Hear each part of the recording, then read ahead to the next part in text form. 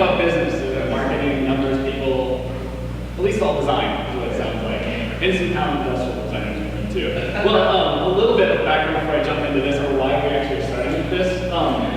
So Kelly contacted me about, let's inform people what industrial design actually is. And I realized how little people actually know about the discipline. And so when I sat down with Kelly, being at Hallmark, I have a lot of debts that I was like industrial designer number 3 at a creative organization that has over 700 creative people. And so when I started there, you would think everyone here is creative, they're going to know what my discipline actually is. And I found that starting there, no one knew what industrial design was. And so I had to start creating decks to really sell, this is what I study, this is what I do. And so I sat down with Kelly and Rob and went through one of the decks that I used to kind of puff out my chest and be like, this is an ID. And she thought, oh, that's cool, why don't we have you kind of give that? So, excuse me for sitting down so I can actually see the slides, but I'll give a quick little rundown of what that is, and then I'll have some other talents and industrial designers come up and we can actually show some work. Because I think sometimes a good way to not just hear the practice of industrial design, but actually seeing the characters and the stuff the characters create good too. So, industrial design, this is kind of a tailored version of the wiki, but it's actually pretty good. The profession of creating and developing concepts for specifications that optimize usability, value, appearance, and manufacturability of products, systems, experience, and enhance people's lives. Really, it's these 4 things. I think this actually sums up quite well. So good industrial design is usability. If I walk up to it, do I know what to do? The best example is Apple hit on the head. Why can you give an iPhone to a 2-year-old or 1-year-old and they know how to turn it on? That's good usability. Value, perceived value. iPad costs $500, but people perceive that as better value than a $100 Kindle Fire. Value, that's that statement. Appearance really is the form understandable. Not only that, but there's a little bit of that desirability in there. When you look at something, you look at it and automatically go, ooh, that's what we go for there. And then the last part is manufacturability. Of course, this tailors a little bit towards product. If you're in interaction, that gets a little bit different, but it still goes into how do you roll it out? How do I get 1 million people to experience it? That is still manufacturing a product, even though it's digital versus product. So does that help with kind of the floor breakdown? And I can make this available if you guys are like, that was great, or you can tell me it sucks, and I'll throw it away forever. So industrial designers really start to design experiences. Have you guys seen this project? Volkswagen sponsored called the Fun Project, and they give these like amazing tasks. One of the tasks they threw at an industrial design team was everyone takes the elevator in the subway in New York. How do you get them to take the stairs? So they turned the stairs into pianos, or piano keys, so that every time someone went up the stairs, they played notes. And just the magic of that got everyone to take the stairs and not take the escalator.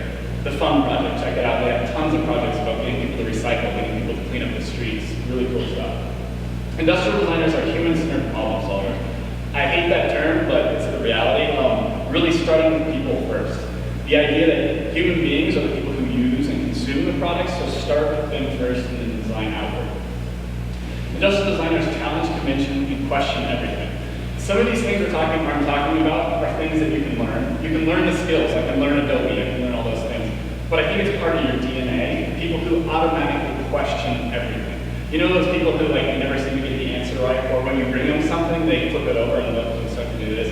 I think that's just inherently what industrial designers do. You never accept the answer is the final answer. You're always going, probably something wrong here.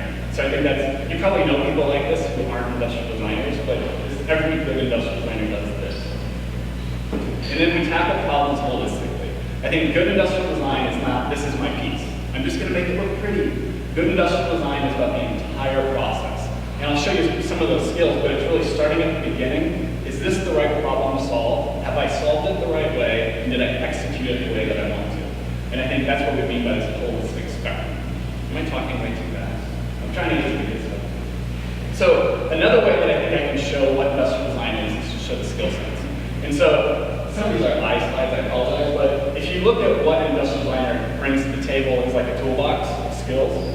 We have the essential stuff, which is just the foundational skills. I went to the University of Kansas, and we had a great designer, or a great professor there that always said, design is design is design. That means if you're a great graphic designer, you should know the same principles that I know as an industrial designer, as a fashion designer. And so I think a lot of these are the same.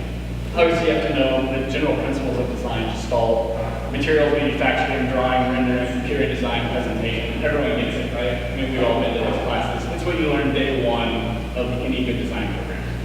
But real industrial design is about the bigger box, and it's the mastery skills. And so it's about processes and methodologies. And please, if you work with me at all, separate the two. Processes are the way you go through a project. Methods are the tools that you use in those individual pieces. So please separate them when you start to get angry at people for using them. Human factors, that really understanding people. Let's break down people into their elements. Cultural and social anthropology. People do things not because of the way they are, but the cultural part of it. We live in Kansas City. I'm a white male. What is it that starts to inform some of the things that I do and inherit? Information architecture. Looking at an entire system, we're trying to say with that. Storytelling is a big piece of this, and I'll show you a little example of that. Interaction design, and interaction goes both physically and digitally, and then sustainability is the one that's on the rise. And I hope America can catch up with the rest of the world here as far as international design goes. I think this is one of the biggest slides that I can probably just show this one and stop here. The problem with industrial design is that it's a huge discipline, and even teaching it from like a professional standpoint is impossible because there are so many skills to learn, and you have to get really good at all in 4 years and then get out into the real world and become a professional. And what I'm trying to illustrate with this slide is that's not really how it works. You go through school as an industrial designer and you learn little bits of every single one of these skills. And it's kind of a spectrum. If you look at one side, it's all about making a thing, about manufacturability, sustainability, prototyping, product design, presentation. And then as it works to the other side, you get into the very soft stuff, the very designing experiences. It's about interaction, systems, human factors, research. And you're going to find when you start to work with industrial designers that they're really strong in a couple areas, but they're not going to be really strong in every single area because it's just impossible. But what every good industrial designer knows how to do is to go find the right people to get them deep in that area. And it's a consistent method amongst industrial designers. We're great generalists. We know who to find to get us deep in any of those areas. Or the reason industrial design is a pretty tight-knit group of people is because I know who I can lean on. I might not know how to make that, but I know who to pick up the phone and call. And I think that's why industrial design is a lot different than graphic or some of those other ones. It's too big to be able to do it all. So we have to network really well. I think industrial designers are pack animals, we're wolves. By ourselves, we're vulnerable, but when you put us in a large group, we're very dangerous. So one other thing that I was thinking from your guys' perspective of industrial design is, I was thinking, is the reason you guys here because you need to work with industrial designers? I have a product idea, or we have another thing we need to get done. And I think anytime you work with an industrial designer, you're going to walk up in a conversation and be like, I want this. And they're going to walk up to you and be like, time out. We need to work through a process. And I want to show just a little bit of what that process is so you understand if you ever go to work with an industrial designer, why they're going to like put the brakes on you, even though you come up and say, I've got this shoe concept, I just want this. And they're going to be like, okay, great, hold on a second. And the reason is because of this process that we get totally beaten into our skulls that we have to do it this way, but this is why. And so it's really about see, shape, act. I'll kind of dig into that. So C is, someone walks up and gives us a problem and says, I need to solve this, this is what I need to do. And we listen, we go, great, I think I can solve that. But just like doctors, we have to sit there and go, is that the problem or is that a symptom? And are we really, is that what we should solve, or do we need to figure out what we really need to solve? Because you can solve a problem, but it's the wrong problem to solve, you haven't fixed anything. So the way we go about that is like the C process. Go find people in their environment and just watch them, observe and see what needs to happen. And then from that, you can start to identify what opportunities we actually need to improve in that process. But beyond just going and watching the users, then we have to go gather some other information. I think this is actually a good sketch. If you're going to design hand tools, you probably need to go talk to a doctor about what are the muscle groups in the hand? How's arthritis form? Where does muscle fatigue come from? So we need to go find other places and start to understand where my information gaps, what don't I know?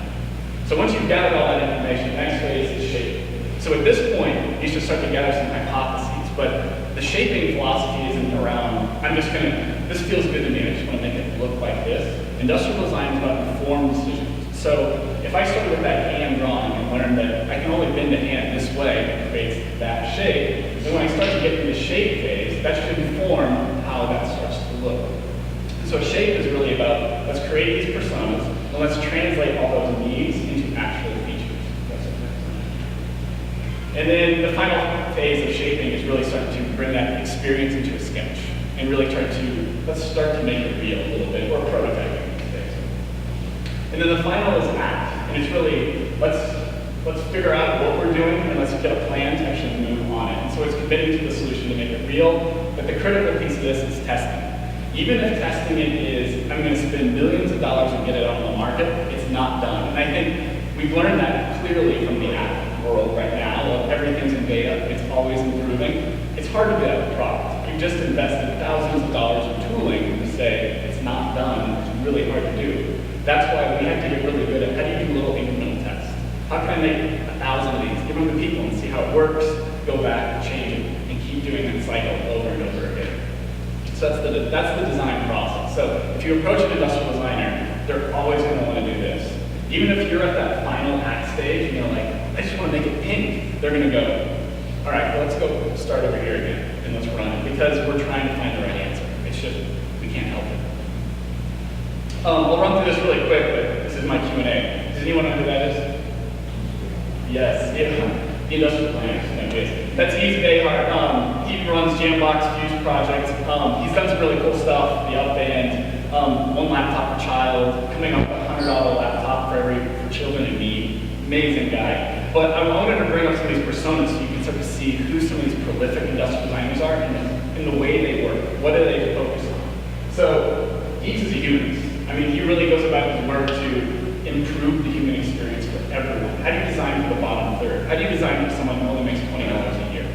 That's where he focuses his design energy. It's amazing because he creates these beautiful pieces of art, but this always translates into something for someone who has no business accessing beautiful design. Anyone know who this is? Johnny Eve, the head of design at Apple. Obviously, he's very prolific in that world, and he's in a movie now. But a lot of what his ethos is around is affordance. And the general principle of affordance is only let people make decisions that they need to make. And so what I love about all of Apple's design ethos center around the notion of simplicity, simplicity, simplicity. If it does not need to be there, do not put it there. The other thing I think Johnny brings to the table that people don't talk about enough, but most industrial designers obsess over, is the notion of the how is as important as the what. There's a great movie out about industrial design called Objectified, and he starts the whole thing not talking about the design of the product, but the design of the bracket they used to machine the laptop, because that was more innovative and sexier than the actual laptop itself.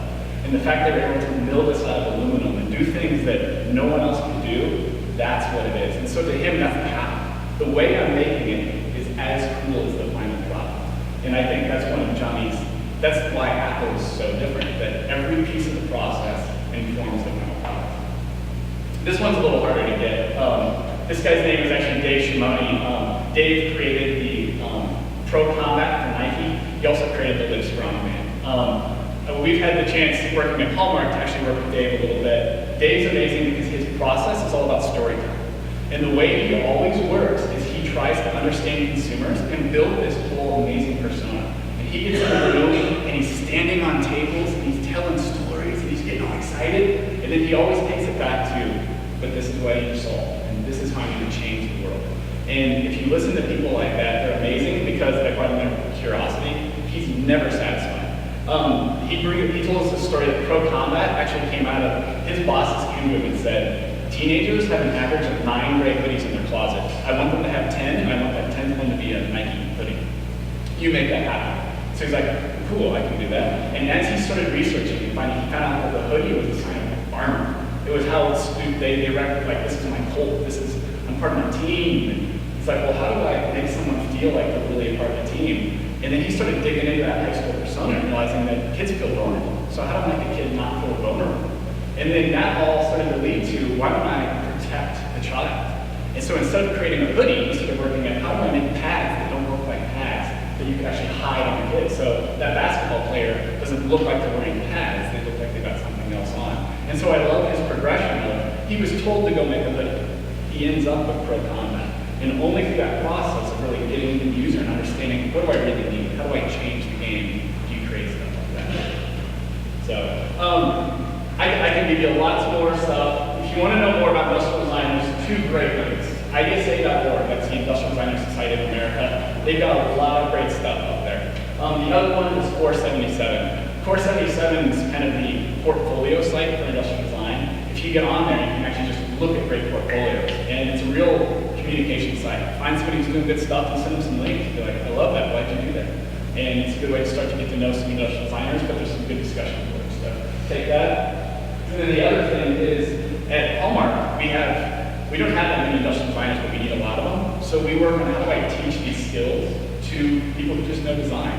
And so if you want to later, I've got a curriculum, the way that I go about teaching my staff about industrial design. So I can go through that and the methods that we use to educate someone on. It's a little bit easier than taking a bunch of classes that they do. So that's industrial design.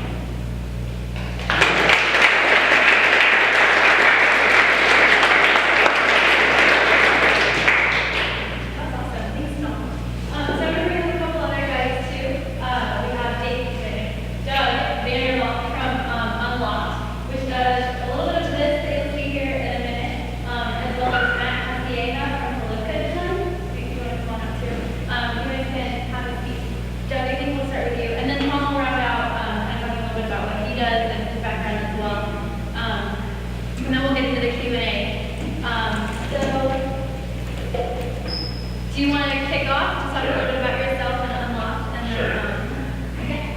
So my name is VanderValk, and I do a few different things. Like I said, I do freelance work, but the thing I want to talk about today is I started a company called Unlocked Furniture. We launched back in February, and we're sort of creating product design and sort of building that model around product design. So I can show. I brought up a little demonstration.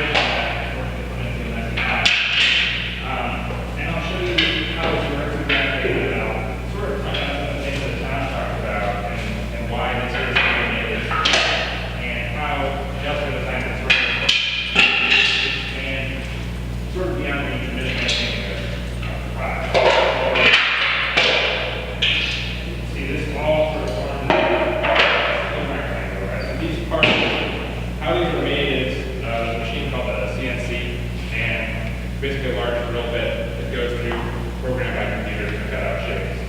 So the way this is made is we take a 4x8 sheet of Baltic birch plywood. The machine comes through and cuts out several sets of these or similar designs.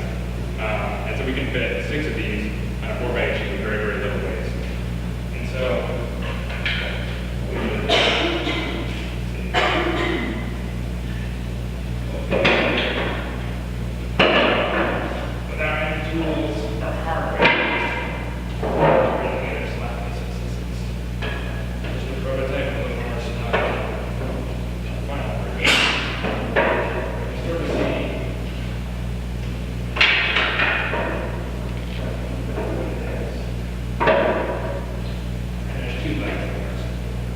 So,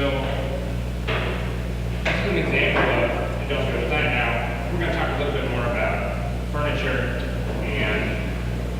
but this is kind of unique. Like traditionally, you would see there's a lot of things that as a chair just doesn't do well. As far as its aesthetics, I think that's subjective, but as far as comfort, as far as durability, things like that. Like you can judge this very partially based on certain criteria. But what this is made for is JVs and there are some desks, and they're made for use in third world schools or areas in need where we're talking to orphanages. And so, so this design is meant for basically ease of production, minimum waste, low cost, very scalable production. So you use a CNC machine, you can run that process once, you can run it 100 times. The actual cost, the difference is minimal because there's no upfront tooling cost. So in this example, the product design really centered around designing the manufacturing process. We needed to come up with something that in the third world they'd be able to replicate. And we found through research was that a lot of CNC machines with relatively old technology, they keep advancing it. But as they come to newer and newer technology, the older versions, or the first iteration of this machinery, a lot of it gets sent to South America, to Africa,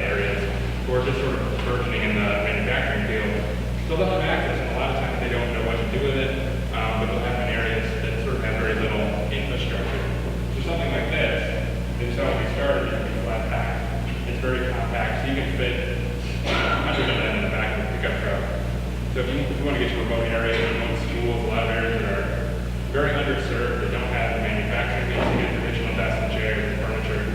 They don't have, the transportation infrastructure to transport them to areas where they need to get from the areas where they can make them. So this is our solution. So to sort of touch on what Tom was talking about, and maybe, well, maybe not, but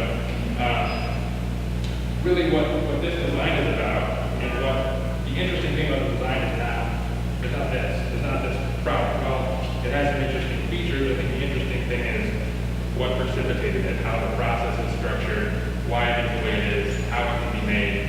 And then our model is to sell these here domestically and then sort of take the Tom Shoes model. We saw one here and then we donate one overseas. And where we're at right now is we're just starting.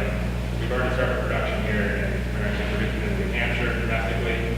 And then we're working with some areas of China and actually some orphanages in Uganda we just sort of came to an agreement with, and they're duplicating what we're doing and giving them to the local communities, which helps their local economies because we give money to local production. It saves costs for us because we don't have to ship things over there. And like I said, those infrastructures make it difficult to get things in the area where we want and distribute it. It becomes cost prohibitive, it becomes challenging because there's not an abundance of vehicles and things like that. So just really the thing I want to touch on with this, and Tom stole my thunder a little bit, but just talking about when you think about industrial design, you think about the product, and like Tom said, it becomes really expansive, and it's really about a mentality, a way of thinking, a way of approaching a problem. And products come out of this, like I think this is a good example. I mean, this is a product, it's a very traditional product design. But if you told someone design a chair, this may fail in a lot of ways, but for our specific it was successful. And I brought this little car that's falling apart. But this is what we do just to try to utilize the material the best we can. We have this little car, which actually works well for like little tiny things in the graphic, but also for material utilization, you can fit a bit and a wheel comes out of the center and it's just to maximize the amount of material. We end up with a little bit of scrap with these in our desks, so we take the scrap and make little toys that we can also sell and deal with them. So that's Unlock, like I said, is a new thing, and I also do some art direction and freelance. I do a lot of footwear work as a freelancer and sort of consulting, sort of a broad term, but sort of guide people through, particularly with footwear, sort of guide them through people who are just starting, guide them through that process, help them take rough ideas and get them into manufacturing. So, like I said, that's my little demo and a little bit about me, and then if anyone has any questions about what I do, we can.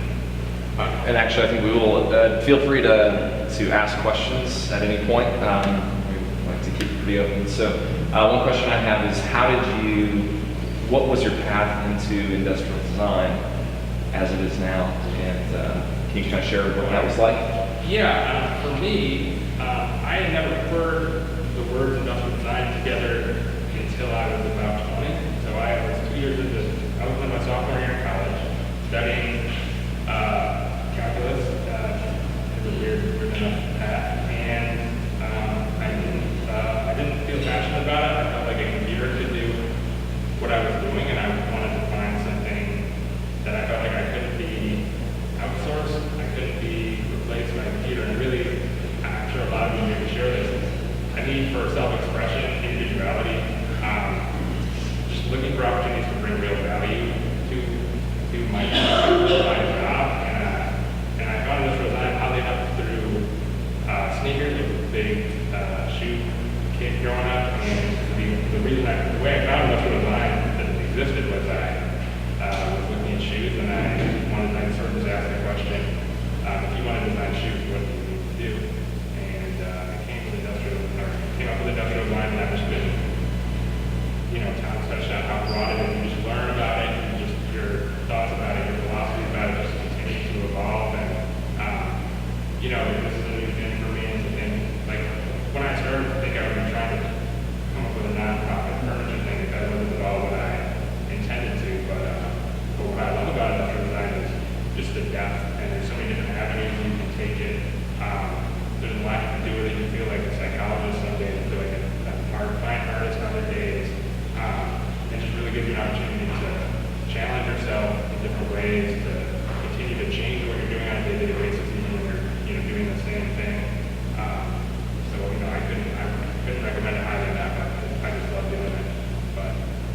you actually hit on something kind of funny. There's a pecking order to industrial design. Like, the best of the best industrial designers design cars.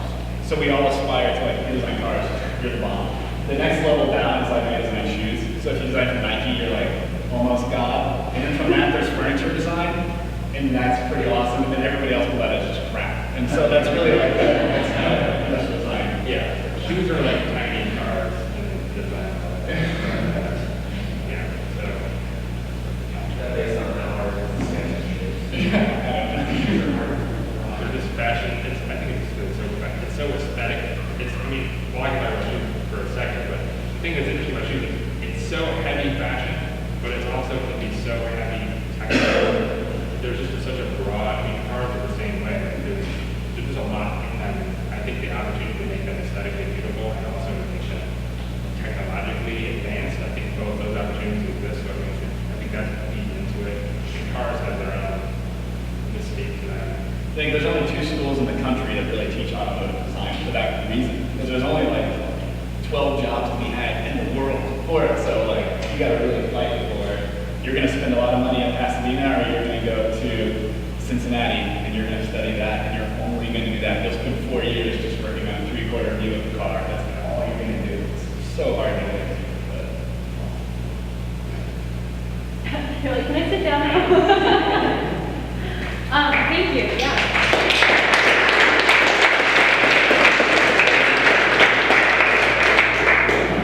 Cool, so next is Matt Castilleja. So good at that name now. He's a Polivka designer. Has anyone heard of Polivka before? Cool, so his pieces are a little bit larger than Unlocked. So we're gonna pull up Instagram of some of the things that he can show off. And then he's gonna tell you a little bit about what he does. Just bear with us for some technical switches. But- Sorry, I don't design shoes or cars.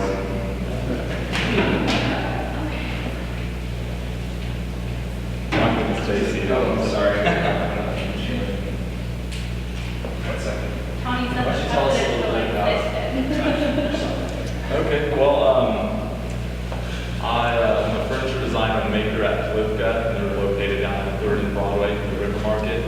And David, my boss, the owner, has been there for 22 years, and he started out as basically a high-end furniture cabinetry maker, doing kitchens mostly in Mission Hills and in Briarcliff.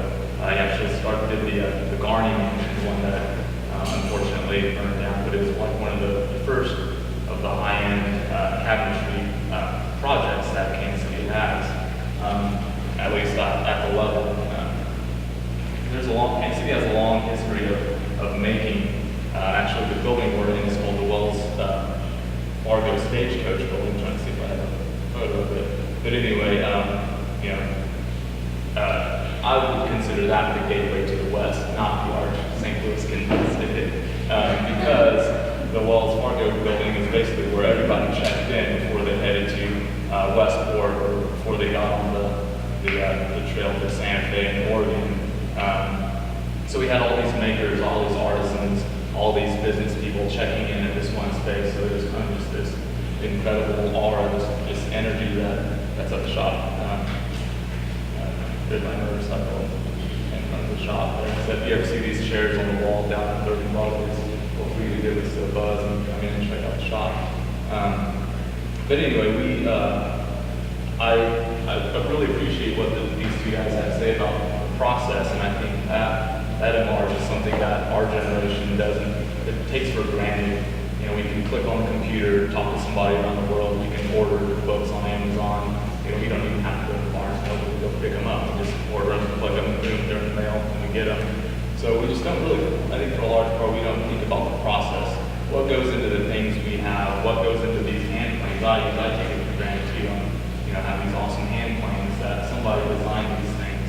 So working at Polivka, I started out doing metal fabrication. Then I kind of stumbled across this building and just asked, hey, we need an intern. It's like, okay, sure. He probably figured I'd be there for a couple of days, probably lose focus and do something else. But I kept playing off at 9, don't be late. They gave me a job. But anyway, here's the cabinet we were working on. There's just a process that you go through. He learned from his mentors were all union trained. They were all kind of old school guys that they learned from either their fathers or their mentors in Mexico or Italy. So there's a certain traditional way that you build furniture. That's what we use. We don't use CNCs. We use hand tools because our goal is not to produce 100 pieces of something like this.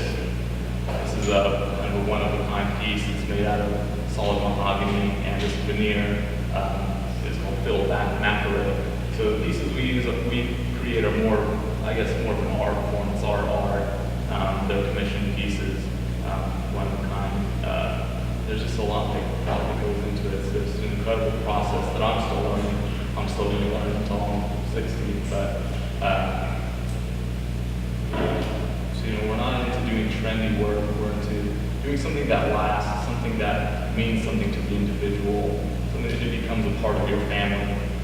We don't use any sort of, I'm trying to find a photo that illustrate what I'm talking about. So here's some traditional joinery that they used back in the 20s, and this is called a lock data, so it's something that you make on a table saw, so it's kind of a long process. But this is an incredibly strong joint. It's just held together by glue. There's no screws in this entire piece. And we don't use a lacquer finish or any varnishes. It's all oils so that, we're reducing our impact on the environment. It's a natural product that when you use it, you say you get a scratch in it. If this piece was in like varnish or a urethane-based product, you get a scratch in it. Sucks. You have to sand the whole thing down, refinish it. It's very expensive. But if you use like oil, like Danish oil, you get a scratch in it. All you have to do is buff it out with some 400 grits sandpaper, some steel wool, put some more oil on it, and it looks beautiful. And so that gives it that patina, that lived look. So you can kind of see its wear. You can see your impact on the piece. It's something that becomes part of your life, part of your family. It's something that you have kids, they fight over it, your grandkids fight over it. It's some piece that becomes cherished. It's not just something that ends up in a landfill. It's not disposable. It's not an anonymous piece that you pick up off the shelf. It's something that has a life. It shows where it's been, who made it. We always sign our pieces at the bottom. Not in terms of hey, this is what I made. It's not an ego thing. It's more to show the owner that some person made this. It's not a machine, not some thing that was created in some other country. It's something that somebody here in town or where you live, somebody took their time to make this thing and do it right. And so that was I think it was me or Dominic hand planing this big slab of walnuts for a coffee table. But anyway, it's a lot of work. It's very physically demanding. But when you have a piece that you finish and you just look at it, this is a console made out of koa veneer, and I'll go into veneers here in a second. These are you can either put pulls or touch latches on it. But I started out in architecture, and what I didn't like about that is I appreciated the design and all the ideas that go into a building, but maybe I'm just a little selfish. I like getting things done, and what architecture takes a long time. Products, you can start out one on Monday, and you can have a piece finished on Sunday, and it's just awesome just being able to give something to somebody and they love it, and it fills their space and completes their space. And like as I was saying, this is a koa veneer. It's an extremely rare veneer from Hawaii. And so we lay everything out, cut it out, and match the grain. So this is all made out of like one sheet of koa veneer plywood. And here's Dave, the owner, laying out this veneer. It's a really tricky process, and this was a crazy project because this veneer, there is only a limited amount of it in the world, and I don't know how the client got hold of this stuff. It's just crazy rare. But anyway, we have to lay everything out, match the grain up, and then that becomes the base of the cabinet that is finished here.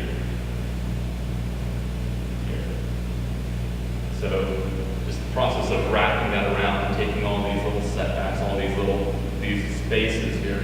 And if we were off a 16th of an inch, like here on this door, that would cause problems with the grain matching up down here, down here. We would have had to throw the whole thing away. So understanding that process is an important thing for the maker. And maybe the end user wouldn't notice it, but we would.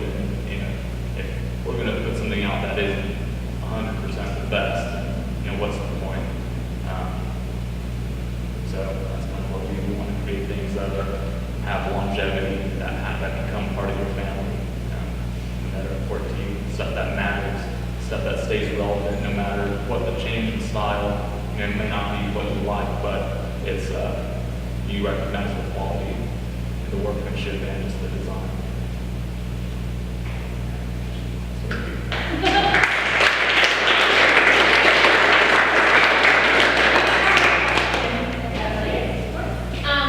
As far as something like this, when you have basically one customer, maybe they request a piece, whatever. How do you handle the idea of multiple iterations in something like this? Do you spend most of your time sketching, or any physical sort of models that you do beforehand, or is it just sketching and then materials process? As far as the process of getting the piece done, Right. well, a lot of what we do is commission based. So this table is like something we did for a country club here in town. It's an 18-foot long walnut conference table. And basically, Dave and I will sit down, draw everything up. They'll come up with the conceptual design, or we'll work with an architecture firm, and we'll kind of go over the proportioning, the sizing, materials. On commission projects, we're only doing one piece, but we're also developing our own furniture line, so those will be multiple iterations of one design that either Dave or I come up with. And we work on it, develop a prototype, have people come by, check it out, see if they can stand the angle of the chair. I mean, chairs are just incredibly difficult to make. There's so much mat that goes into the angle. I mean, you set like a 16th of an inch or an eighth of an inch under the front, it totally changes how you sit in the chair, how it feels. I mean, it's just crazy complicated. So there's a lot of sketching, a lot of trial and error. So maybe this is kind of related to the question. What happens? I know you're commissioned to build these things, and so there's part of that they like your work already. But what's an example of maybe a client who has commissioned you to build something, you thought you understood what they were wanting, built it, they didn't like it? Has that ever happened? Not to my knowledge. How do you handle tweaks or iterations to that single product? Well, I think you can, as a designer, a lot of us spend time obsessing over details. I mean, whether it's like our Instagram photos or whatever, our refrigerator, kind of like place things, kind of get obsessive with it. I like to think that as a designer, you can also design your business, not just your product, but you design your business in a way that you can change your contracts to stay, how your process works, because you're working for the client, but the client also has to work for you. They have to follow your schedule as the maker, as you're making the piece. You're providing them with something that they don't have and that they want, so they kind of have to follow your rules. That's the way I like to do business, and that's the way I think it should be as a craftsperson.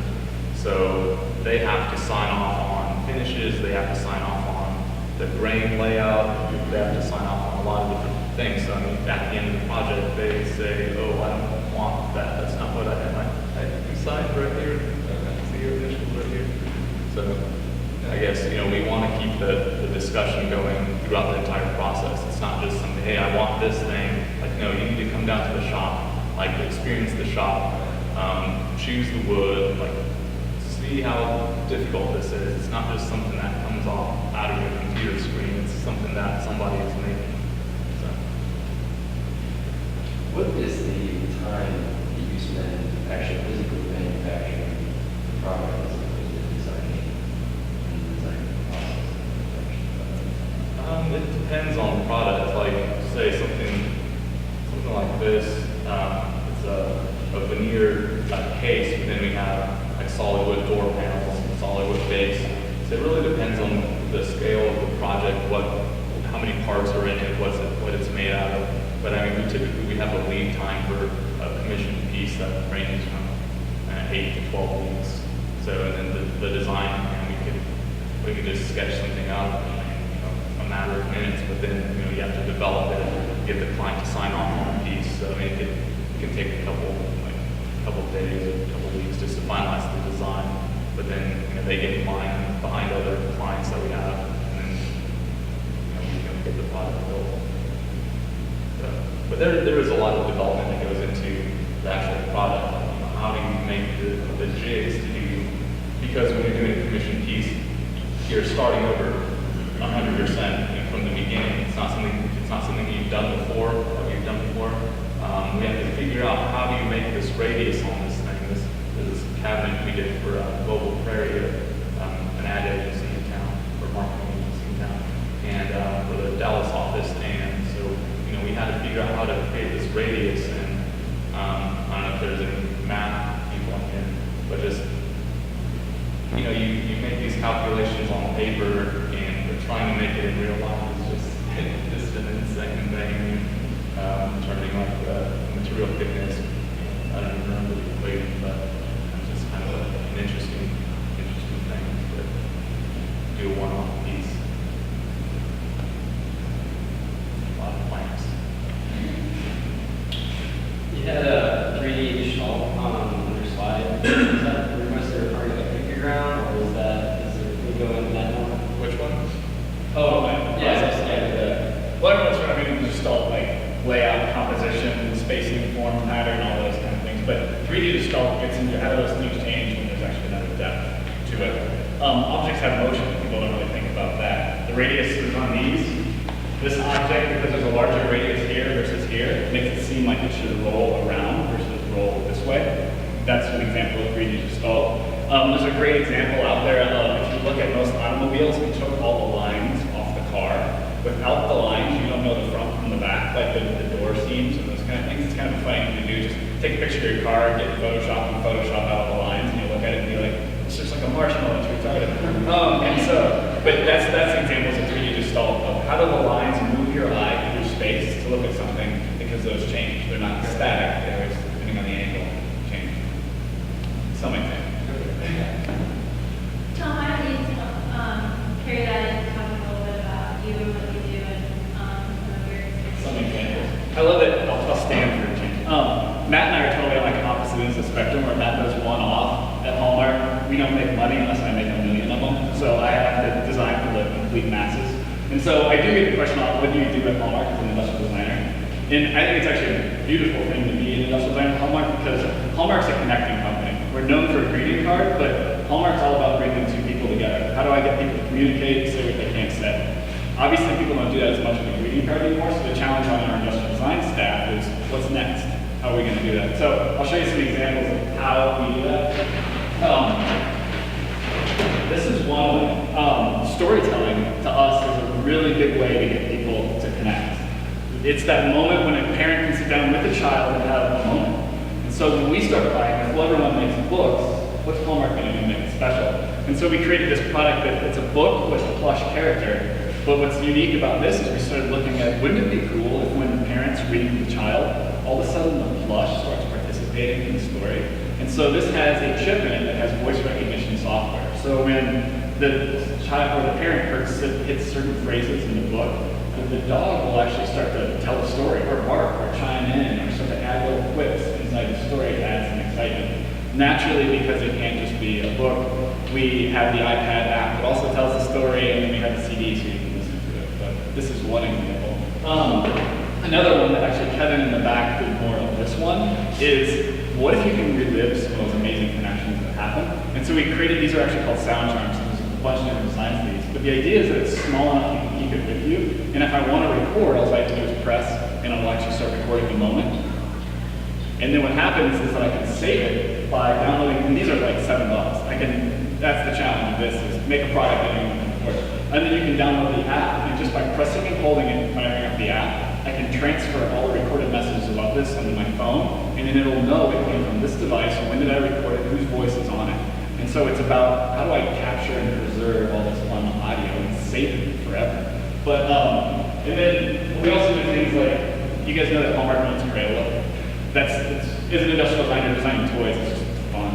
And Crayola is all about creativity, not about connecting. So one of the challenges we had was in the iPad era, how do you get kids to really play? How do you fingerprint? How do you do some of those things that you don't do anymore? You can't get all messy. And so we created what are called Digi-Tools. And what Digi-Tools are is a series of little, I guess, tools to really do the things that I want to sponge. I want to feel like I'm rolling things across the iPad. And so we created these kind of things. And this is neat too, because this is a chance for us. We work with Griffin on this product. So it's a way for us to partner with some talented industrial designers from the Bay Area. So fun products with that. But I want to show, these are successes. Like we've sold millions of these. I want to show a royal suck, and this is what this actually represents. This is what happens when you sink a couple of years and like $8 million into something. So I had this crazy notion of most of the things we do is targeted at parents, and then parents use it with the child. And I thought, wouldn't it be awesome to own a gesture? And so I brought to my boss, why don't we come up with a product that we can market to a kid, and I want to own the fist bump.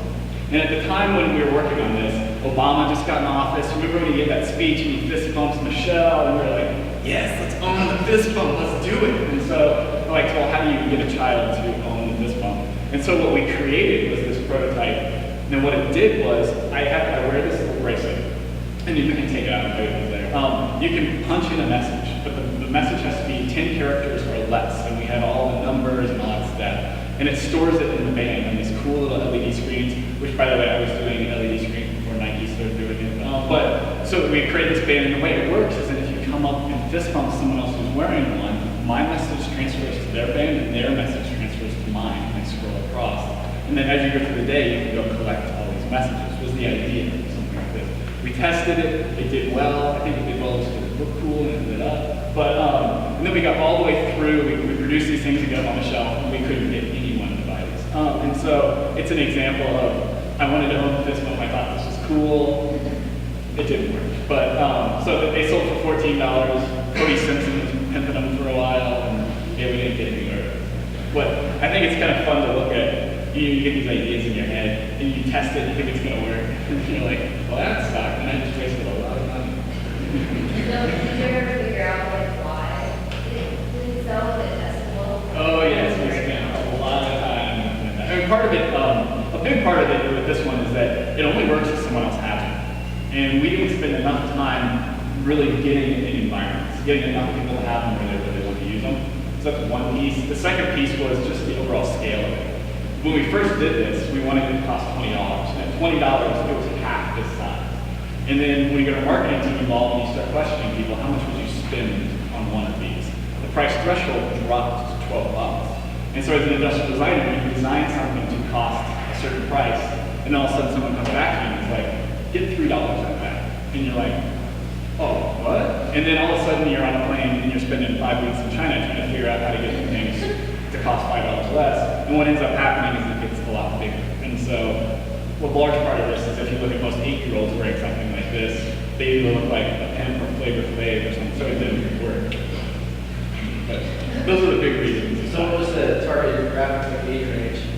We were hoping it would age up. We were hoping for high school age. But the reality of it was because of the notion of pre-cell phone texting, this was looked at as a vehicle of, since I don't have a cell phone, I can use this. So it fell in that kind of 7-year-old and under range. The hard part is that when you start getting lower, kids don't read when they start to do that too. You start to really pin in your age range. But you gotta try. So this is some of the stuff that we do at Hallmark, but it's fun to have these challenges. Make product, make people connect, figure out how to make millions of them. Can you talk a little bit about before you were at Hallmark and when you were at NASA? Yeah, right out of school, I went to KU, and we have classes where you have to do these design contests, and one of our professors made us do one for NASA. They have this program where you design this small aircraft transportation system, and they're like, do this contest. We're not aircraft designers, but we went ahead and did it anyway. We ended up winning the contest, and the group that I run with, we all got jobs at NASA in Langley. So my first job out of school was designing aircraft interiors. And what NASA was working on, and is still working on, are small aircraft that only have 5 or 6 people in them, and they're fully autonomous. So the idea is go down to the downtown airport, swipe your credit card and say, I want to go to Goodland, Kansas, or I want to go to a place right now you can't go to KCI, and then get in the plane, and this thing would just take off on its own and fly there. That's their concept. And as industrial designers, we were like, you're crazy. No one's going to want to do that. First, they're afraid of small planes, and how many people want to get on a plane without a pilot? And so what we proved out was, how do you make a person feel safe and comfortable? Or how do you make them feel, more importantly, like they're in control of an aircraft? So my first job out of school was actually, we built these test dashes in real working autonomous aircraft, put people in them, took off, and then created failures and tried to make them feel comfortable after you literally make them shit themselves. And you're like, all right, now we're going to calm down. And so how do we make someone calm down? So that was my first job in school, was designing aircraft. And now I do this. So as I work down the pecking order. Can you talk a little bit about the differences in process? I mean, so that was how many years ago, ballpark? Oh, God. Without giving away the That was 12 years ago? So 12 years ago, and it's because the project is still going on. Like the longevity of that, and I mean, decades process compared to how quickly these prototypes ship out products. Yeah. And it's exciting. NASA's been working on the SAT system for almost 35 years now. So that's a full system. I mean, how do you mobilize rural America? How do you get that cost effective where a farmer who makes X amount of money will fly to Kansas City? That's a tough thing to do. So that's why that hasn't been going on that long. Versus a product like this, our life cycle is, it's 18 months to 12 years. I didn't say 12 years, it's 12 months. And part of the reason that is, it's not the manufacturing process, it's the sales process, it's the marketing process. We spend as much, if not more time, trying to sell it on stuff like this as we do actually making it, conceiving it, testing it, than we do actually getting it to go. I mean, just our back-off cycle. We can generally create a prototype in a matter of a week. We can sell it into our team in the process of about a month. We can generally start to make it and make it in about 4 weeks. That's making about $1 million or something. It takes 4 weeks to get from the boat to land it in Kansas City or in Liberty where our distribution center is. So we can condense that whole thing down to about 3.5 months, 4 months. But then it takes our sales team to get, when's Walmart going to put it on the shelf? When do they have open shelf space? When can I get in front of their executive team? When can I get the check from them? When can I? That's the stuff that gets crazy. So that's where we can make stuff fast. We can create landfill like crazy, but getting it putting it on shelves. We do make a lot of things. What happens to the rest of those? Well, that's actually what Hallmark doesn't like to throw a lot of stuff like. I mean, from the sustainable aspect and then the whole notion of landfill. And so what we do with a lot of them is we discount them and then sell them through our other channels, or we donate them to other causes. And so it's always funny to me when you donate, work at the soup kitchen, and I'll see we do misruns all the time. We'll go to like print paper plates and the colors come out wrong, and I'll be working at the soup kitchen. All of a sudden it's like Hannah Montana plates. So Hallmark has to give all that stuff back and not away from you. Try it. Any other questions? So I thought your introduction to physical design was really interesting, and just hearing about the overlap with that and other user experience design. So there's a lot of same processes we follow. And I'm just curious, like that kind of process, kind of like the ideal, how does that compare to what you would do on a typical project at Hallmark? You actually get to follow that whole process all the way through, or is it very product to product? This process can take hours or it can take months. And I think the big difference in it is how many times do I get to run that cycle over and over and over again. I mean, in an ideal world, I would have kept working this for 3 years to get it right. But from an ROI standpoint, how much is my salary over 3 years? I can't do that. I got to get it done and get it out. So I would love to do it over and over again, but at Hallmark, I really only get the opportunity to run the cycle twice. Like, I can run the prototype, test it, get it, changes, make the prototype, test it, get it, and then I'm writing specs and sending it to the factory. So I don't have generally that long to keep running it. And the same thing though, that's where I love with interactions. It is that flexibility to get it out, learn, and on the fly, be changing it, which I'm jealous of that. We don't do that too often. The hard part for me, and to me, one of the features of industrial design, though, is the marriage between the two. And it's what happens when interaction designers actually have to design a product that works with the digital experience. And I don't think we're seeing enough of that yet. That's the hardest thing to do with Polivka. For lots and lots of reasons, but if anyone's got a silver bullet on that, I would totally go to that presentation. I mean, even for us, like getting that little dog to talk to an iPad is not an easy thing to do. And, but people expect it, so we have to do it. What's the overlap like? So I think this is kind of associated with a lot of different verticals of design, but when you're in a big project like this, where there's so many pieces of it, of like the emotional design of it, the actual product design, the technology, talking about iPad, and all the stuff in between, of working with all of those people and all of these different processes and mindsets to create one unified product at the end that is supposed to nail all of those different pieces. But that's actually where the process, I think, helps out the best, is that in that C phase, if you can publicize, and this is where the industrial design skill set that's the best, is how well can you tell the story, how well do you present it.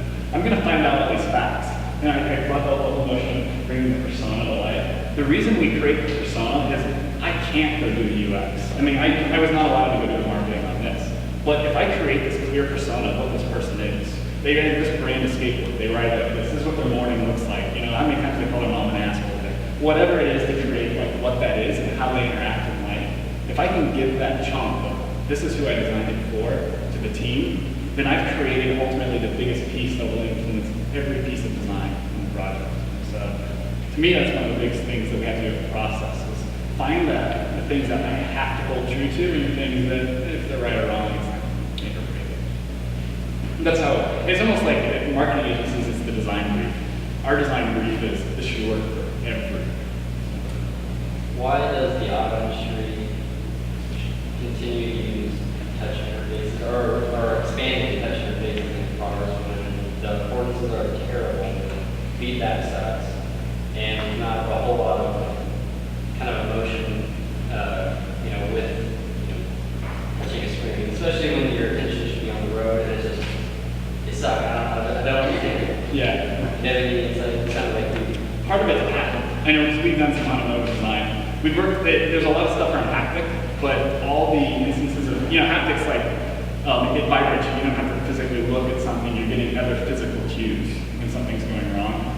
But the problem is every car company that's done that in space such huge lawsuits that can't go about it that way. What's interesting to me is now Apple's gotten in the game. I don't know if you've seen Apple's product in the car. That's starting to change things. So when Apple's simplicity affordance ethos enters the car, what happens? But it's not there. I mean, people get creeped out when you start saying that, if you buy a Mercedes, they're watching your eye movement in the car. They're reading your EEG levels on your steering wheel to understand brain activity. But people get creeped out when you start doing I know what's happening.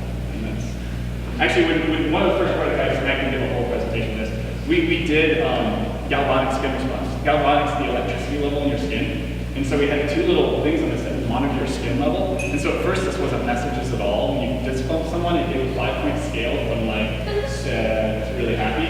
And so you bump someone and it would give you your mood. And we tested it with kids. And the kids were like, well, that's kind of fun. And we tested it with parents and they were like, I don't want to know that. I don't want to know how my kid's feeling. We were like, really? And so, but it's interesting that the car should have some of this. Cool, I think we're going to transition over to group Q&A. If there's anything that you thought of during the other presentations that you'd like to ask any of the other guys, Tom and feel free. Doug, I would really like to hear a little bit more about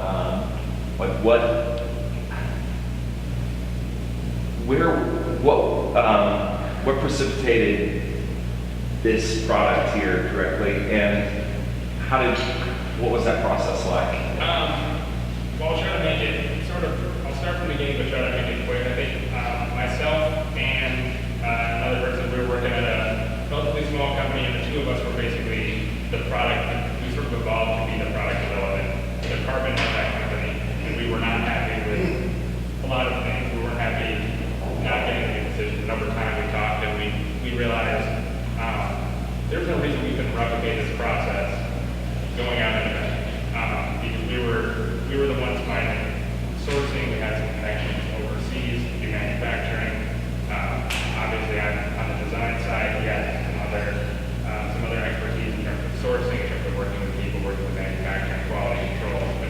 to us, we covered a lot of ground. We weren't happy working in sort of a corporate structure. And really, we just started having conversations about what we could do with our expertise. You know, and it's great to work at a soup kitchen and stuff, but I have all this investment emotionally in terms of time into design that I think about it and try to do it all the time. It's, you know, when we first get to school, they tell you, you know, you need to be a designer, you can't just do design. I don't mean I roll my eyes, but as I've gotten on, I'm like, yeah, design, I am a designer. It's not just something I do, it's something that leads in every part of my life. So we wanted to take product development and try to find a way to use it to do good. Just approach that general, broad purpose to do good. And we were sort of doing furniture type stuff at the time. So we just started researching, okay, what can we do? And we're just thinking, spitballing, and eventually we came across some articles and research about school furnishings and third world schools and just and sort of what gets donated and what they're lacking in. And, you know, books and food, and a lot of people attack those things. Furnishings is something that can be more difficult just because of the scale. I think there are design issues that make getting proper furnishings in certain areas challenging. So we found that out. So we found a problem to attack with design. And then so that was sort of getting to this whole idea. And at first we're just gonna do stuff and donate it and try to get people to give us money to do it. And then eventually the business partners like, let's just try to do it like non-shoot so we can generate some money and try to just make it sort of a self-contained process. So we make a product, to sell the product, to give that product away, and then just sort of let it feed on itself. And we'll see how it goes, so we're ready to start to say. But in terms of developing this, you know, there's a lot of, and it's an interesting difference. It's just a totally different process. It's all sketching. It's cutting little pieces out of cardboard. It's getting out of jigsaw and cutting stuff out. And I made the first wooden prototype of that. I made it in about 30 minutes with just a jigsaw and some 1/4-inch plywood, just to test and see what it would do. And then, so there's been a lot of physical prototyping because costs aren't prohibitive, and because we have a ton of freedom, we can fail. And we've got tons of failure. That's actually a prototype. And even the way we manufacture it, both of our Tom does it, you know, we're essentially making one-offs. I mean, we're not literally, but we're talking making maybe tens, and we can keep changing it. So the next time we produce one, we can make a slight change and it really doesn't cost any more than the previous one did. So we continue to change it as they produce it. So like I said, that has actually changed twice for the ones that are actually being shipped out today. But yeah, for us, a lot of sketching. Our constraints for this project were kind of extreme. We were working from the point of we had a sheet of plywood. We knew that's what we eventually knew that's what we wanted to use. We had a technology to cut it, and we wanted to avoid using hardware. We sort of came up with a set of criteria first, and then it was all working within that context to come up with a solution. So for us, it was a ton of cardboard, little tiny cardboard chairs, and I still have some on my desk and little mementos, and a lot of full scale, a lot of sketching, a lot of working in 3D on the computer. Just like I said, working where I am, it's with this, since I have so much control, you know, I can do a lot of different things. So any way that I think I can learn something new, I can do it. So it always ends up in the physical space, but you know, cutting little things out of cardboard can be invaluable. You can learn so much so fast doing that. Sketching in the same way, just kind of we're allowed to make it fun. So that's a very long-winded answer to that question. But, Where are your pieces now? Are they within your own countries? yeah, we're working on it. It's more challenging than we expected, of course. I think there's like a rule of thumb it's going to cost twice as much, 3 times longer, the other way around with products. And having done it, we should have known better, I guess. But yeah, we just sort of came to an agreement with a group of orphanages in Uganda. There's a local Kansas City charity called the Halo Foundation, and they have 5 orphanages that they work with in Uganda. There's a huge problem with orphans, and they have group homes essentially that they live in. And you know, like you'd imagine, they don't have great furnishing. So just last week, actually, we didn't sign anything. We made a tentative agreement with them. Like they had found someone to make these for us. parts. So basically we depend on people working locally to execute our plan. We say, we're gonna give you this stuff, we're gonna give you the funding. What we ask from you is to find someone that can do it. We'll give you the design, we'll give you the funding. Find someone that can do it, find their needs, distribute the product that we've made, and then document it for us. And that's sort of the agreement we struck. So we just last week came to an agreement with that to furnish the first 1 of 5 working this year. I think it helped do that, but we have yet to fully get through the whole cycle. So we're really excited about getting it in place, getting it documented, and sort of showing. I think there's some level of skepticism when we talked to you before. It's like, well, you know, what's this going to look like? And I think you can see people, we can learn more about who's getting what, we can learn more about what their real needs are. I think the process will go a lot better. So we're just, like I said, we just launched in February. So I'm going to make it easy to say. We just launched in February. So we're just getting there. We just started shipping out our first production right here domestically. So we're producing in advance of the shipping there.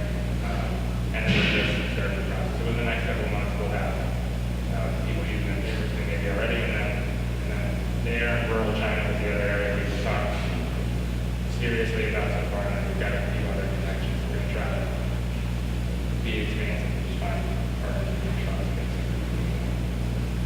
Hey Matt, you mentioned that you guys are starting to run some lines of furniture. What have been some challenges as compared to the one-off route where you're custom in finding scalability and all that process? Well, the more enjoyable part is just coming up with prototypes, just coming up with these designs, seeing what sort of cool piece we can make, something that matters to us. So that's the fun part. The business side is, you know, trying to get these pieces to line up with a certain price point for the market, and you know, trying to see what the market is like here in town, or do we stay here in town? Do we sell in a retail space, or do we sell to the trade, or do we sell online, or do we approach the market nationally? So I guess that's kind of there's a lot of different routes we can take that we're still working on, and we're developing that. So I guess that's there's a lot that just goes into that, just logistically for the business. What have been some of the, what's something that surprised you about what you're doing now that you didn't know when you started this as an intern, or sorry, as a apprentice? Just, I guess, staying true to your philosophy as a designer and a maker. I mean, if something is off, like even a 32nd of an inch, I mean, the user probably wouldn't see it, but you know that that's just not quite right. And just having those standards and say, okay, well, I spent 2 days working on this thing or a week working on this thing. Now it's junk. Like, you can't use it because it's wrong. So it's like, What do you do at that point?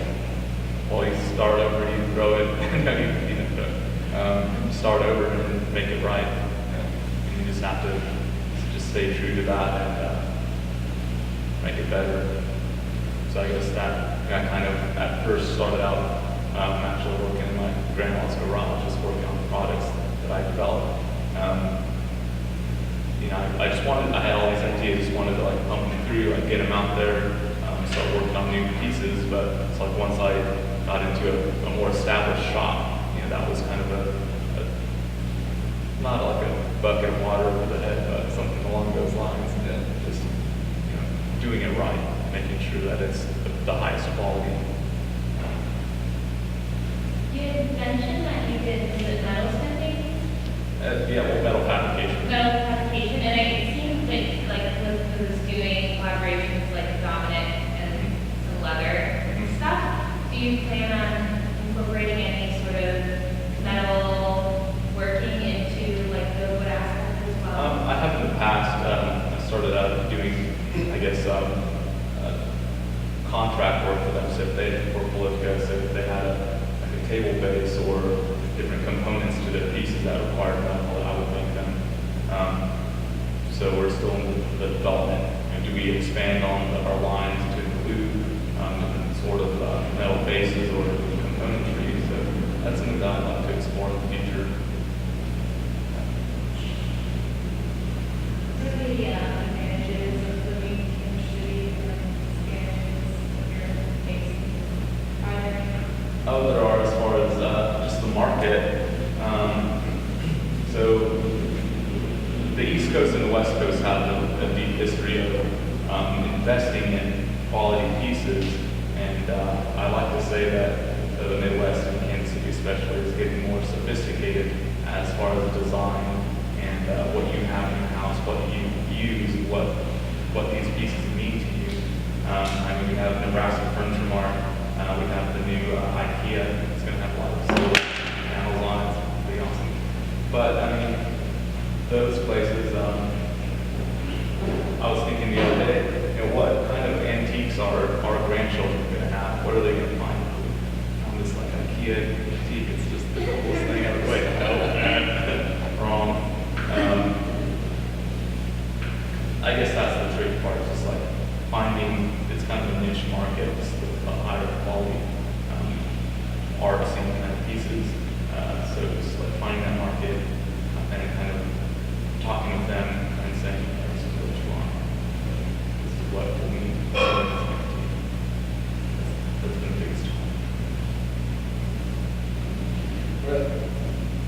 If you wanted to like start making stuff like say with galvanized or lumber, like where do you go source some of that stuff? Well, we use different mills around town. There's several in Kansas, here in Missouri. We use Paxton Lumber, Liberty Hardwoods. Those are all good sources. But then we also find veneers online that are extremely rare. Some stuff, you know, like a Macassar ebony. It's a crazy rare wood that, I mean, it's almost unethical to use it in solid wood form. Because you think of like a block of wood that's like a couple inches thick, maybe a foot wide, and you use it for like a door or a table base. Just think of how many slices of veneer you can get out of it. I mean, you can get several hundred sheets of veneer out of this one little piece, instead of using that solid wood. I mean, we source our woods from different places wherever we can get it. Yeah. Another question for you, Tom. You talked about with Apple how often the actual manufacturing process and equipment can like be as important as it was to the product and influence the product. Is that like an area that Hallmark ever considers in their products? Absolutely. Well, the big part of the reason that Hallmark's invested in that is Hallmark still manufactures 70% of their product in the region. And so we own factories in Lawrence, Leavenworth, and Topeka, but the whole process of composition of that is you're going to make it here, you have to make it better than you do over in China, because I can't make it as cheap as they make it, so my only value that I can add to it is making it better. And so we're always looking at techniques for how we make something better or different. I'm excited about the maker movement and the way that's spinning up. I think we can play into that a lot more, giving people the tools to create it themselves. And so there's stuff that's happening. We opened a test store on the plaza called H&K, and the whole purpose of that is kind of canned items that you can go in and personalize significantly. And that's just testing. I mean, as a test, it's a very expensive test, but to find out what happens when people can actually manufacture some pieces themselves. And just to build on that, 3D printing is something that has a lot of exposure right now. I'm actually working on a couple of things. People sort of asking for explorations around 3D printing and sort of finding a place for that. But I think, to Tom's point, I think some of the tools or services are past what we know what to do with them yet. I mean, I think only the internet is the biggest example, obviously, that we still haven't caught up with the technology. But I think as far as making, I think, again, there's things there for us to work with. And I think sort of the onus is sort of turning to us, the people like us, to find the best ways to use those tools. I think you know the answer to this. I'm a digital designer. There's industrial designers and civil designers, designers of digital objects. Do you have the same anal criticality of the products you use? So you're kind of every day going, that was only done this way or tweaked bed or whatever, you know. You kind of just create some irritation. You can look around the world around you and just notice these nuances of things. Yeah, I'd say, you probably, I mean, the short answer is yes. I think there's like the two sides of it. I think generally, if something works well, you don't notice it. understood more so. But I do think as designers, we find the middle things that are stupid that we think are awesome. So like toothpick, like my favorite design is this toothpick. If anyone knows what I'm talking about, well, probably don't know. But if there's these toothpicks that have like a little sort of hourglass shape at the end, you break them off and then you can later use toothpick on it. Like, I think it's called Japanese toothpick. Those are really cool. It's like, it blows my, I think about it and it blows my mind. I love it. And I think like no one, not no one, but very few people look at that and think like, just think about it. Like, who came up with this? How did they come up with it? What were they thinking about? So I think it's really just how your thoughts, once you notice something, it sort of shapes how you think about it. You want to expand on that? I think an industrial design will bite you in the ass, because I've had a couple where I'll sketch it and actually email it to the company and be like, this is totally and when I got married, someone gave us one of those ridiculous hybrid boxes, like vacuums that go around the house. And when one of my trips over to China, we're working with the factory that actually made that. And it just so happens the design team was in there, which I have so many issues with that POS. And as soon as I saw those people, I just like wanted to run up to them and be like, you did this, and this tolerance sucked, and I have no idea why you did it. So you have to fight the urge always to be like, no. I'm curious if you guys have any thoughts on like the 3D printing movement that's happening. Like, is it interesting or is it threatening? Like, I don't think it's threatening at all because we use them a lot, and it's a full-time job. The problem with 3D printing is it's a two-part problem. The act of making it has gotten easy. Cool, everyone's there. The hard part is still making the model. And no one solved that yet. There's even a startup in town that's dealing with how anyone can do it. Google SketchUp is the closest I've seen to democratizing 3D design. But there's a reason it takes long. I mean, Adobe Illustrator is 1,000 times easier than learning SolidWorks. And so that part of it, until they fix that, 3D printing is dead. Yeah, sure, really. Like I said, just for the past couple of weeks, I've been working with 3D printing, and I have a job where they're basically asking me to explore uses for 3D printing. And it's not, I mean, like, the problem is that the making is great. What do you do with it? The reality is, anything you're going to do in volume, you can inject mold it so cheaply. It's not, you need to get some utility out of it. And the notion of people having a level of expertise to execute something like replacing a base that they just broke in their house, like those ideas that people have, we're not even close to being there yet. I've seen there's some cool, like, I just saw the other day, I blank on the name, but they had an app for kids where they could manipulate blocks and sort of build Lego blocks and then print them on the spot. And it was cool, and in a weird way, that's like the best execution I've seen of it, because it's getting it from idea to model and even like understanding what your idea should be about. So in terms of being threatening, weirdly, the more you look into it, I feel like the less threatening it becomes as an industrial designer. But I'm fascinated by it because I know there's got to be ways to use it that people haven't come up with yet. So I'm curious what people are going to do with it now. Because so far, I don't think that much great thing, other than like printing candy and stuff, which I think is cool. But there's not that much great stuff from product design standpoint that I've seen that people have done with it. Yeah, so I think it's coming, but in terms of being threatening, weirdly, like it's not. So I agree with that. at the stage, do you think there's more that's being discussed like around the prototype as opposed to an end product? Yeah, absolutely. As a rapid prototype, it looks great. I am curious to see, you guys ever get on Thingiverse? You get online, you can search this model and that one for free.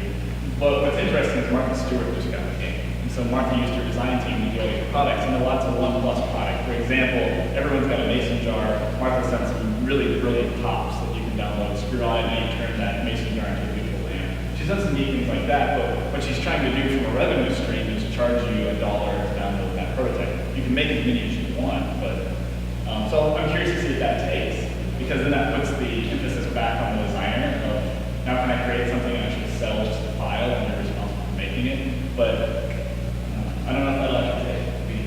I hope it does. That'd be really great for all of us. I mean, all of a sudden those screwing around it and start making your money. But There's a Kickstarter that recently did that for really using the Minecraft. That there's one of them was just a 3D for the We also build marketplaces on the site that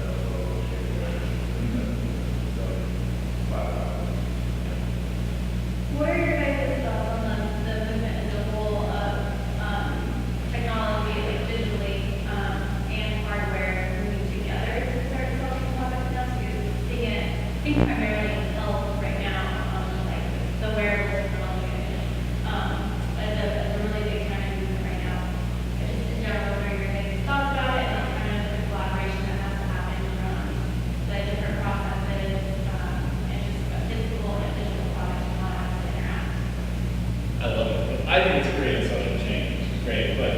Gartner's Hype Index has wearable fitness technology at the top, which if you look at like anything that ever makes it to the top of that, it also has the biggest crash or anything. So we know the end is coming. There's a lot of debate, but it's good. But I think it's awesome. I think the bigger trend is actually breaking apart.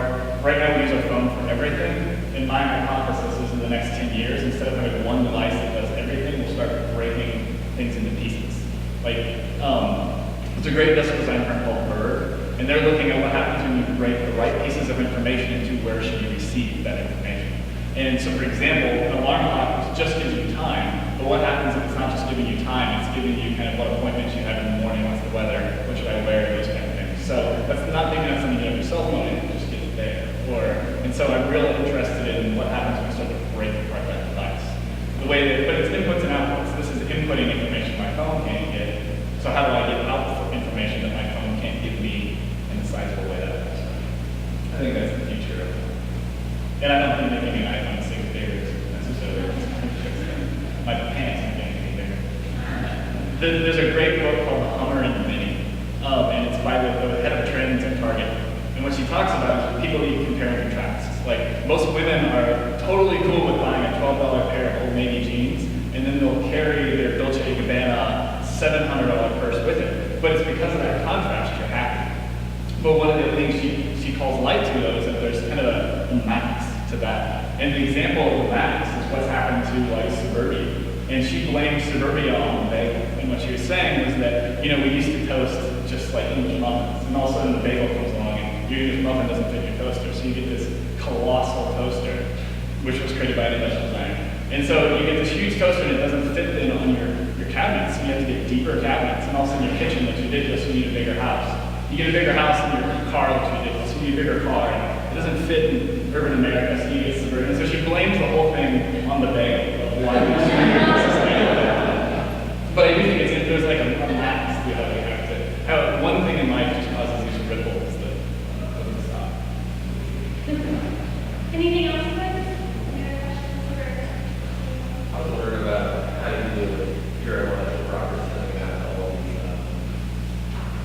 distributed resources. Or even here, because I mean, you're doing stuff with it anyway, you invite them to modify, apply. Yeah, I think we get a lot of conversations about it, and yeah, I mean, we don't care. I mean, if they want to take it and use it, if we can support a local, I mean, the people we're giving it to don't have the means to blow it up and mass produce it and ship it around the world. So we hope that they do take the design and use it. And then even in terms of domestically, I mean, we want to put pressure on ourselves to continue to evolve, continue to improve what we're doing.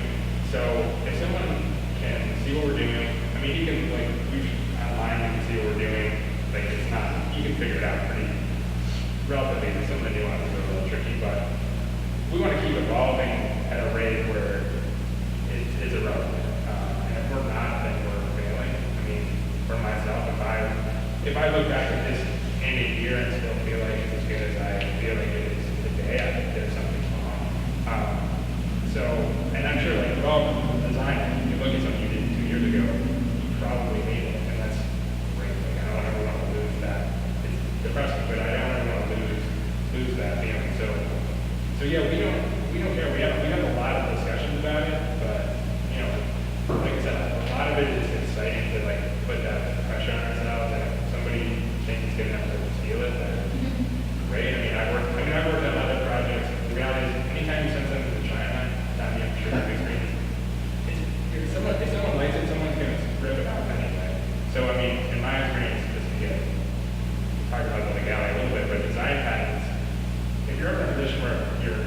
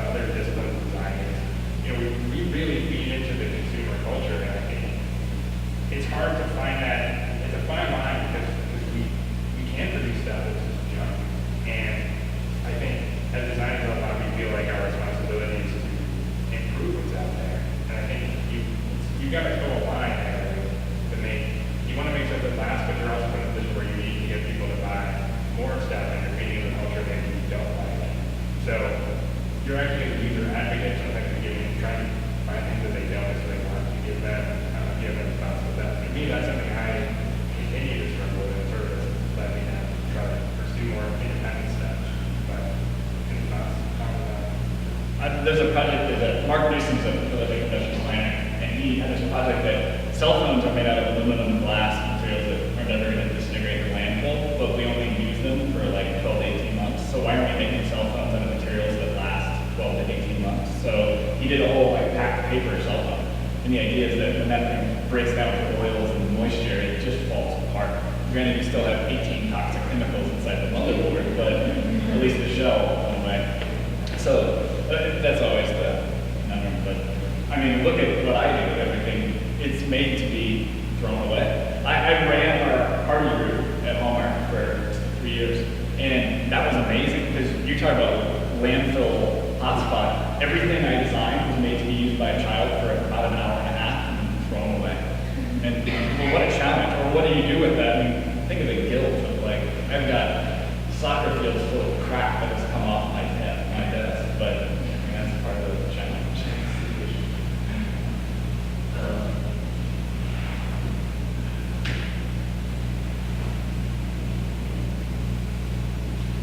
Okay, well, we think about it, I'm sure you can ask them individually, we have to wrap up here, so everyone else has time, so I just want to do a huge thank you to you guys for joining us, and sharing your